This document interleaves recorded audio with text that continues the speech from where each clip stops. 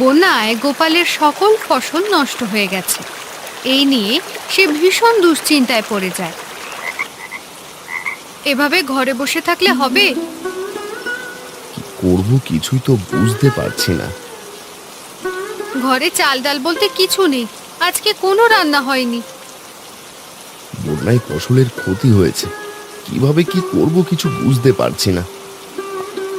এভাবে ঘরে বসে থাকলে তো আর হবে না, কিছু একটা করার চেষ্টা করো, নয়তো না খেয়ে থাকতে হবে। আচ্ছা ঠিক আছে, তুমি চিন্তা করো না, আমি দেখছি কি করা যায়।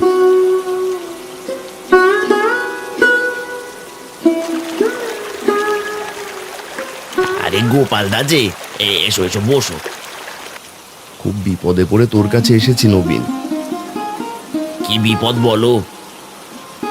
বন্যায় সমস্ত ফসল নষ্ট হয়েছে, বাড়িতে চাল ডাল নিয়েই রান্না হয়নি, যদি একটু সাহায্য করতিস।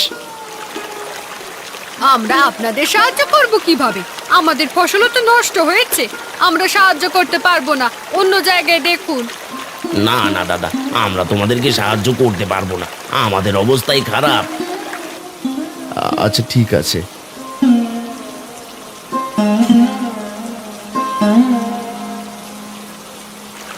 কি খবর গোপাল? অবস্থা তেমন একটা ভালো না বাবু, সমস্ত ফসল নষ্ট হয়েছে, না খেয়ে মরছি। আপনার কাছে এসেছিলাম কিছু টাকার জন্য। এই সময় আমি তোমাকে টাকা কোত্থেকে দেবো বলো তো? যদি একটু চেষ্টা করে দেখতেন।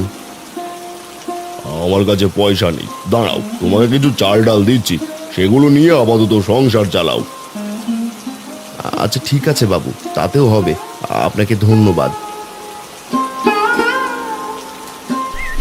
কানাই বাবু চাল ডাল দিয়ে গোপালকে সাহায্য করে। বাড়িতে ওই ডাল খেতে আর প্রতিদিন ভালো লাগে না।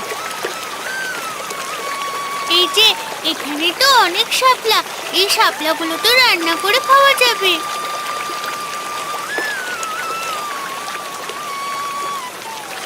পূজা অনেকগুলো শাপলা ফুল তুলে নেয় এবং বাড়ি যেতে শুরু করে। এ কি পূজা, এগুলো কি নিয়ে এসেছিস? দেখতে পাচ্ছ না মা, এগুলো শাপলা ফুল। তা তো দেখতে পাচ্ছি, কিন্তু এগুলো দিয়ে কি হবে? কি হবে এখনো বুঝতে পারছো না? এগুলো তুমি ভাজি করে দেবে, রান্না করবে। হঠাৎ শাপলা ভাজি খেতে চাচ্ছিস যে? তাছাড়া তো আর উপায় নেই, প্রতিদিন ওই ডাল খেতে আর ভালো লাগে না। দাও দাও, মেয়েটা যেহেতু এত কষ্ট করে তুলে এনেছে, ভাজি করে দাও। আজকে একটু শাপলা ভাজি দিয়ে খেয়ে দেখি কেমন লাগে। আচ্ছা ঠিক আছে।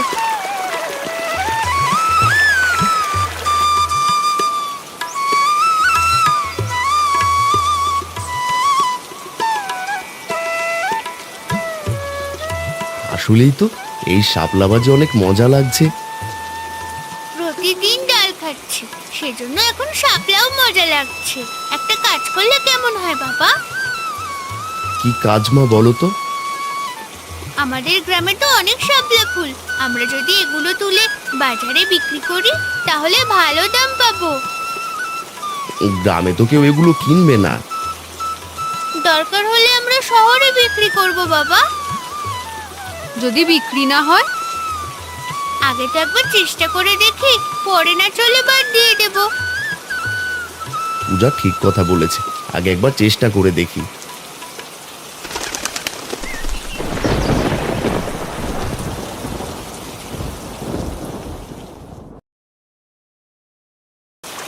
তাড়াতাড়ি উঠে আসো, এত একসাথে কিভাবে নেবে তোমরা? সেটা নিয়ে তোমাকে চিন্তা করতে হবে না মা, আমি আর বাবা গাড়িতে করে নিয়ে যাব। শহর তো আর বেশি দূরে নয়। আচ্ছা ঠিক আছে, তোলো তোলো। বাবা, শাপলা গাছের নিচে কিছু শালুক হয়, সেগুলোও নিয়ে নিও, শহরের মানুষ পছন্দ করবে। আচ্ছা ঠিক আছে।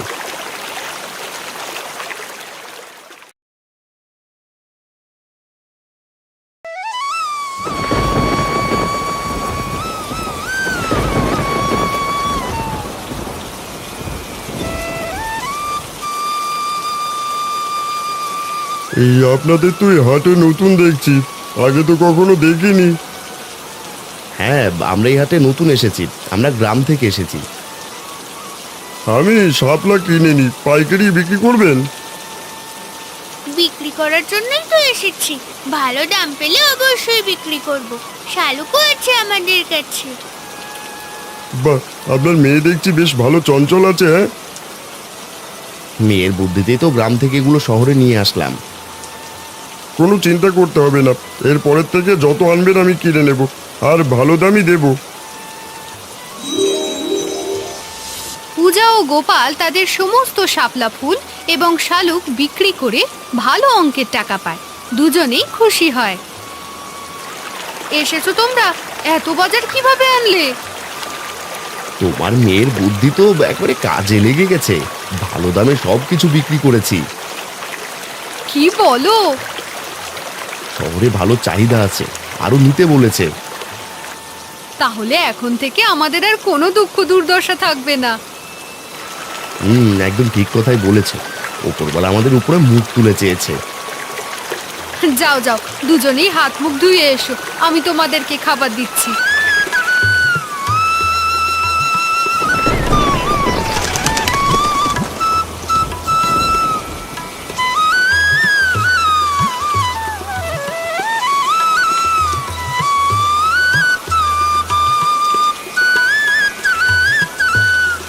এ কি, তুমি আজকেও কাজে যাওনি?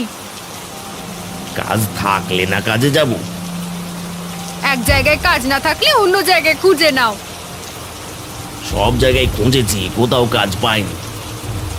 তুমি তো অলস, ওইদিকে তোমার ভাই ব্যবসা করছে, তাকে দেখে কিছু শেখো। কিন্তু তুমি আমাকে অপমান করছো। তোমার আবার মান অপমান আছে নাকি?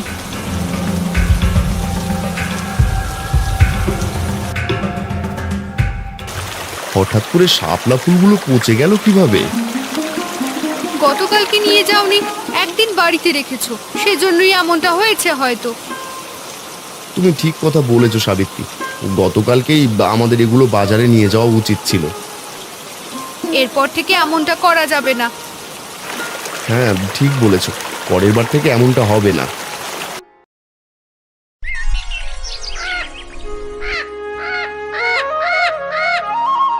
গোপালের পরিবারের সবাই লক্ষ্য করে প্রতিদিন যত্ন নেওয়ার পরেও তাদের শাপলা ফুলগুলো পচে যাচ্ছে। এটা আমার সামান্য কোনো ব্যাপার মনে হচ্ছে না। কি করব কিছুই বুঝতে পারছি না, এমন হলে তো চলবে না। বাবা, কালকে তুমি একবার কানাই বাবুর কাছে যাও, তিনি গ্রামের বিজ্ঞ লোক, তিনি অবশ্যই একটা ভালো পরামর্শ দিতে পারবেন। তুই ঠিক বলেছিস, কালকে তার কাছেই যাব।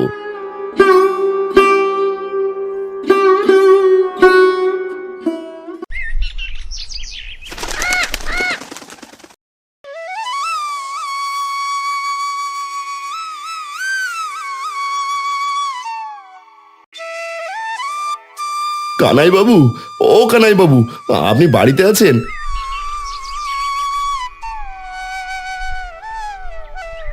কি গোপাল, ভুলেই তো গেছো দেখছি, এখন তো এদিকে আসোই না। না না বাবু, আপনাকে ভুলবো কি করে। তা তোমার ব্যবসা কেমন চলছে? ভালোই চলছিল, হঠাৎ একটা সমস্যা হয়েছে। কি সমস্যা বলো তো শুনি। হঠাৎ কয়েকদিন ধরে শাপলা ফুলগুলো প্রতিনিয়ত পচে যাচ্ছে। না না, এমনটা তো হওয়ার কথা নয়, আমিও তো গ্রাম থেকে শাপলা ফুল কিনে আনি, তা তো ভালোই আছে এখনো। তুমি একটু নজর রাখো, বুঝলে, কেউ হয়তো ইচ্ছে করে এমনটা করতে পারে। কি বলেন? তাহলে কি কেউ ইচ্ছে করে এমন করছে? তুমি যদি একটু সতর্ক হও, দেখবে সবকিছুই পরিষ্কার হয়ে যাবে।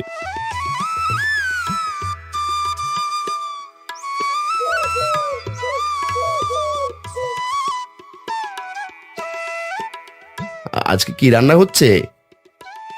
কি আর রান্না হবে, ব্যবসার অবস্থা খারাপ, ঘরে কোনো টাকা পয়সা নেই, কিভাবে ভালো রান্না হবে?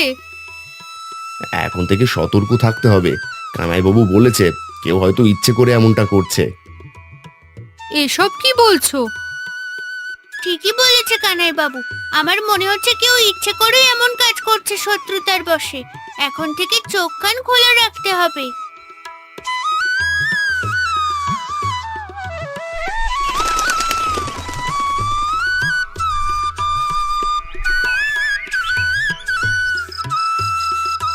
রাতের বেলা হঠাৎ গোপাল বাইরে একটা শব্দ শুনতে পায়।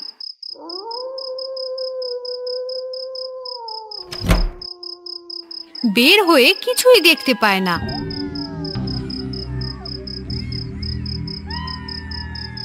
কেমন একটা শব্দ হয়েছিল। শব্দটা আমিও পেয়েছিলাম।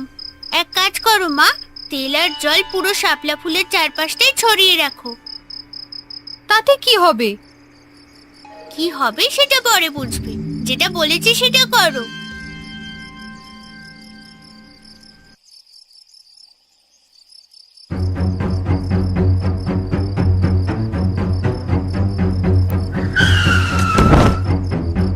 ওরে বাবা গো, মা গো, কোমরটা ভেঙে গেল গো। কে কোথায় আছো, আমাকে বাঁচাও।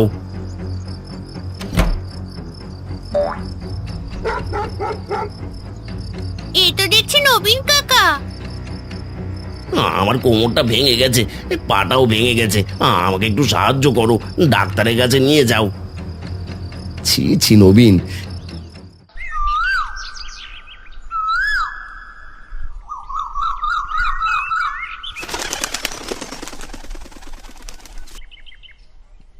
নবীন, শেষ পর্যন্ত তুমি কিনা তোমার নিজের ভাইয়ের ক্ষতি করছো। আমি আসলে হিংসের বশে এমনটা করেছি। আমার ভুল হয়ে গেছে, আমাকে সবাই ক্ষমা করে দিন। তুই এমনটা করতে গেলি কেন?